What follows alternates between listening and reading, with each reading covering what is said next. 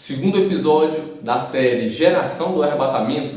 E nesse episódio eu quero deixar bem claro uma coisa: não é motivado por causa do corona, e o objetivo não é ser sensacionalista, causar impacto, medo em vocês de um modo nenhum. Eu gosto da veracidade, da palavra de Deus, e não sou muito a favor do sensacionalismo. Prefiro manter a veracidade dos fatos. Então, não é impulsionado, empolgado por causa do corona, não. É porque realmente tem sinais que estão acontecendo aí e que a gente tem que ficar atento a eles. Temos que vê-los, observá-los, como foi dito no primeiro vídeo. Se não viu o primeiro vídeo, por que está vendo o segundo? Por que está vendo o segundo sem ver o primeiro? Rapaz, volta lá e vê o primeiro vídeo. Enfim, só zoeira, pode continuar aí, mas vou primeiro depois. Então, realmente, ano 2020 é inegável que é um ano para a gente parar e analisar as coisas, de fato. Não tem como a gente não ver isso. Eu quero falar duas coisinhas aqui, simples, de motivos também que estão sinais, de que Jesus está próximo de voltar, que não vai demorar muito. Assim, estamos analisando, como eu disse, que não vou marcar data nem nada, mas é uma grande possibilidade. Bom, primeiramente eu quero falar o seguinte, antes de eu falar os dois motivos, que a gente sempre, igual todas as gerações antes de nós, sempre falaram da segunda vinda de Jesus, correto? Então, assim, sei lá, nossos bisavós, nossos avós, nossos tataravós, eles acreditavam que não, Jesus volta agora e Jesus vai voltar. E Jesus não voltou, porque a gente está aqui e Jesus não voltou ainda. Então, o que me garante que dessa vez é diferente? Por que nessa geração, então, Jesus volta e não nas outras, como tantos outros acreditaram, inclusive quando Jesus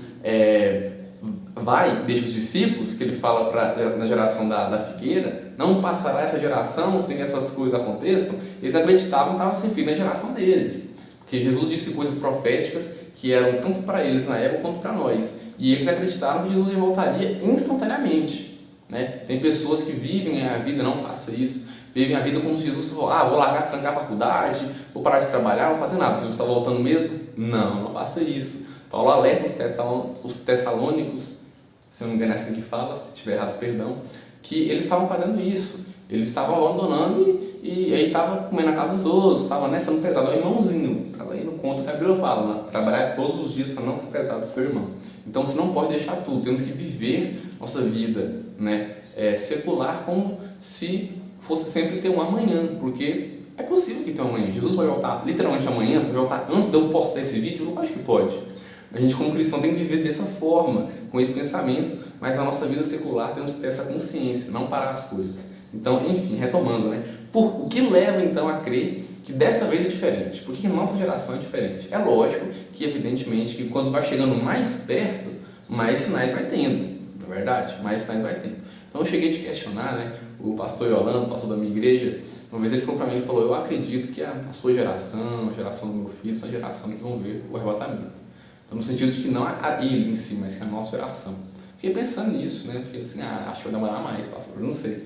E aí eu me lembrei muito que a primeira coisa que eu quero pontuar, que Jesus fala lá em Mateus 24, não tem como falar da volta de Jesus, sinal do fim dos tempos, sem falar de Mateus capítulo 24. Acho que é a passagem profética mais conhecida, mais falada, mais usada, mais pesquisada e mais pregada por todos. É impossível, em algum momento desse canal a gente tem que falar, vamos falar mais ainda, com certeza, tenho certeza disso, que Jesus fala o seguinte, no versículo 37, pois assim como foi nos dias de Noé, também será na vida do Filho do Homem, que antes do dilúvio eles comiam, bebiam, se casavam, estavam em casamento, e aí Noé entrou na arca. Enfim, o que Jesus quer dizer com isso?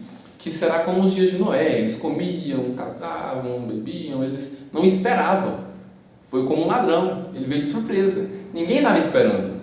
E o interessante, se eu não me engano, Pedro, eu sou muito fraco em lembrar a referência, mas Pedro fala em uma das suas cartas, que ele faz uma comparação do dilúvio, do dilúvio, de Noé com Cristo, do dilúvio com o batismo, a salvação, sabe? Essa relação está da seguinte forma: Noé, ele falava do dilúvio, assim como os profetas falaram de Jesus, e a arca, salvou Noé e sua família, assim como Jesus salva a nós, que cremos nele. Quem acreditou em Noé entrou na arca e foi salvo, Assim como quem acredita em Jesus é salvo também. E tem uma relaçãozinha lá do batismo, com relação ao dilúvio, isso é assunto para outro vídeo, se algum dia eu for gravar. Mas enfim, será como os dias de Noé, que ninguém espera, de certa forma. Ninguém espera. Tem gente que pergunta, o mundo vai ser o mesmo depois do coronavírus? Vai ser como os dias de Noé. O que a gente leu aqui? Comiam, bebiam, casavam? Resumindo, estava tudo normal, de boa, vivendo a vida tranquilo. Então o primeiro aspecto é esse, vai ser um ambiente que ninguém espera. Então a volta de Jesus vai ser assim. O arrebatamento vai acontecer também, né? Se antes ou depois da grande tribulação, repito, não sei. Mas eu acredito que vai ser antes. Eu acredito no pré-tribulacionismo, sendo arrebatados antes da grande tribulação. Eu acreditava no pós, né, que a gente ia viver a grande tribulação, mas atualmente eu acredito que não. Mas enfim. Então, o dilúvio, né? O dilúvio nos traz isso. Jesus cita o dilúvio e ele cita a Noé. A diferença é que antes só tinha Noé, que ficou 120 anos, né, pregando, falando do dilúvio, querendo salvar o povo. Hoje em dia, eu sou Noé, você é Noé, nós somos Noé, os cristãos são Noé, pregando o Evangelho de Jesus Cristo. Nós devemos pregar para salvar o máximo de pessoas possível. Então, o primeiro aspecto diz que ia falar dois. O primeiro ponto é esse: as coisas têm que estar normais, o povo não vai estar esperando. Essa é a questão.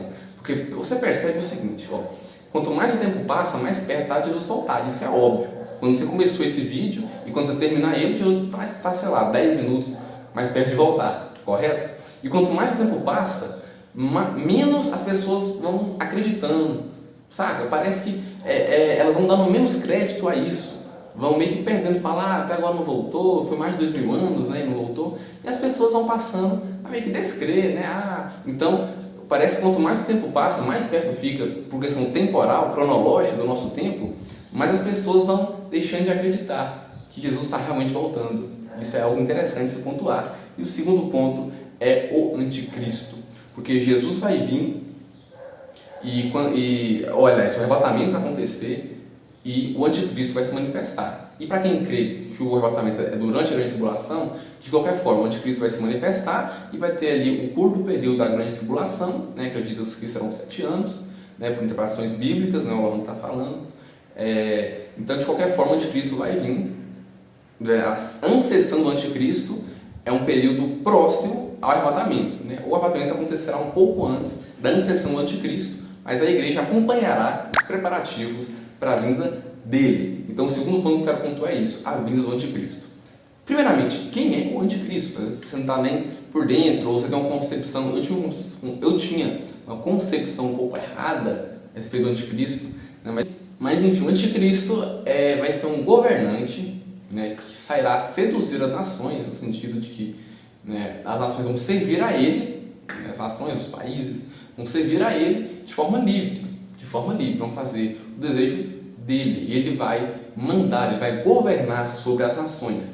Então, em resumo, né, traduzindo, né, o que a Bíblia diz de forma bem sucinta, bem resumida, o anticristo vai ser tipo um presidente mundial. É como se fosse, por exemplo, aqui no Brasil a gente tem os estados, né, Goiás é o meu estado, aí tem São Paulo, Minas, Rio, e acima dos estados a gente tem o presidente, que é o Bolsonaro atualmente, né? No ano de 2020 é o Bolsonaro nosso presidente, né?